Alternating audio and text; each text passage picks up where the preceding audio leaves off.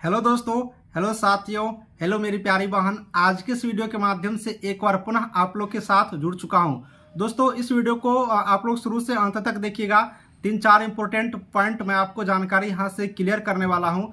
दोस्तों, उसके बाद हर यहाँ से पॉइंट क्लियर होगा काउंसलिंग को लेकर के। आखिर काउंसलिंग में क्या सच में विलम्ब होगा या नहीं, विलम्ब होगा तो किस कारण से विलम्ब होगा, पूरे डिटेल्स जानकारी देने के लिए एक बार आया हूँ। चूँकि दोस्तों, आज मैंने बीटीएससी ऑफिस जाकर के अंदर जाकर के पूरी कंप्लीट यहाँ पर बात जानकारी लेकर के आया हूँ, सारे चीज़। तो दोस्तों, सारा कुछ मैं आपको बताने वाला हूँ। दोस्तों, सबसे पहले मैं वीडियो को शुरू करने से पहले एक छोटा सा रिक्वेस्ट करूँगा, अगर आप लोग चैनल पर पहली बार आए हो तो सब्सक्राइब कर लीजिएगा, क्योंकि स्वास्थ्य विभाग से रिलेटेड हर जानकारी अपडेट देता हूँ। साथियों, शुरू करते हैं वीडियो को। सबसे पहले जानकारी अपडेट दे दूँ कि बीटीएससी 10,709 एएनएम की काउंसलिंग की जो प्रक्रिया है अब विलम्ब होगा, बिल्कुल रूप से विलम्ब होगा। विलम्ब होने के कारण मैं आपको दे देता हूं कि बिहार तकनीकी सेवा आयोग का चेयरमैन बदली हो चुका है। आपको बिल्कुल रूप से इस बात को अवगत करा दूं, आज के डेट से चेयरमैन का बदली हो चुका है। अब नए चेयरमैन आने के बाद ही आप लोगों की काउंसलिंग प्रक्रिया होंगे। एक नंबर बात। दूसरी नंबर बात साथियों, एएनएम के लिए जो काउंसलिंग होंगे उनके लिए लिस्ट बन चुका है। ये भी बात क्लियर हो गया आज कि हम पूछे सर से क्या एएनएम की जो लिस्ट है क्या 32,107 का ये सर क्लियर हो चुका है या फिर इसमें भी टाइम लगेंगे, इसके बारे में बताइए। तो बताया गया है कि काउंसलिंग का लिस्ट क्लियर है, सारा चीज़ क्लियर है। उस पर बस सिग्नेचर वगैरह होना था, एक बार मीटिंग होकर के क्लियर हो जाना था, सारा चीज़ को देख रेख करके, और आप लोग को यहाँ पर काउंसलिंग लिस्ट जारी कर देना था, काउंसलिंग शुरू कर देना था। लेकिन चेयरमैन का बदली हो चुका है, अब नया चेयरमैन आएंगे, उसके बाद अब आप लोग को सारा प्रक्रिया शुरू होंगे। तो ये चीज़ है। तो अब आप लोग को इंतजार करना पड़ेगा काउंसलिंग को लेकर के, लेकिन सारा चीज़ क्लियर है। आज कैबिनेट का मीटिंग था, अगर आज कैबिनेट की मीटिंग में भी पता करते हैं उसको लेकर के क्या उसमें चेयरमैन का, क्योंकि देखिए चेयरमैन जो होते हैं एक आईएएस पदाधिकारी होते हैं। जैसे कि पिछले बार बाला मुर्गन सर जो थे वो अध्यक्ष चेयरमैन थे, वो आईएएस पदाधिकारी होते हैं।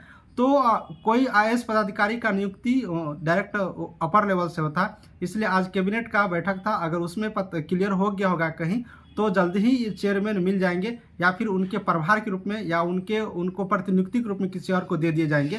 क्योंकि डिपार्टमेंट ऐसा नहीं होता है कि उसमें चेयरमैन नहीं तो सारा काम ठप हो जाए, कार्य चलते रहते हैं, उसके प्रभार के रूप में भी चलते रहते हैं। लेकिन जो मेन एक्शन होता है जैसे कि रिजल्ट प्रकाशन करना या फिर काउंसलिंग स्टार्ट, ये सब मेन कार्य होता है, इसके लिए थोड़ा सा लगता है, इसीलिए अब आप लोग को विलम्ब हो रहे हैं। तो अब आप लोग समझ गए होंगे सारा चीज़। दोस्तों, सबसे पहले एएनएम काउंसलिंग होगा, उसके बाद ओटी टेक्नीशियन का, एक्सरे टेक्नीशियन का, ईसीजी का, इन तीनों का उसके बाद होगा। उसके लिए अब प्रक्रिया शुरू हो चुके हैं, उसकी फॉर्म की प्रक्रिया देख रेख करना शुरू हो चुका है। वो भी जानकारी प्राप्त की कि क्या सर एएनएम की काउंसलिंग होने के बाद अब इन लोगों की काउंसलिंग होंगे या नहीं। तो सर खुद ही बताया कि तीनों का विज्ञापन साथ आया है, उसके बाद जस्ट उन्हीं लोगों का होना है, उसके बाद बाकी का जो प्रोसेस है उन लोगों के होंगे। तो ओटी, ईसीजी, एक्सरे, इन लोगों को घबराने की जरूरत नहीं है। जस्ट इसकी काउंसलिंग खत्म होने के बाद तुरंत ही बैक में ही उन लोगों के काउंसलिंग शुरू हो जाएंगे।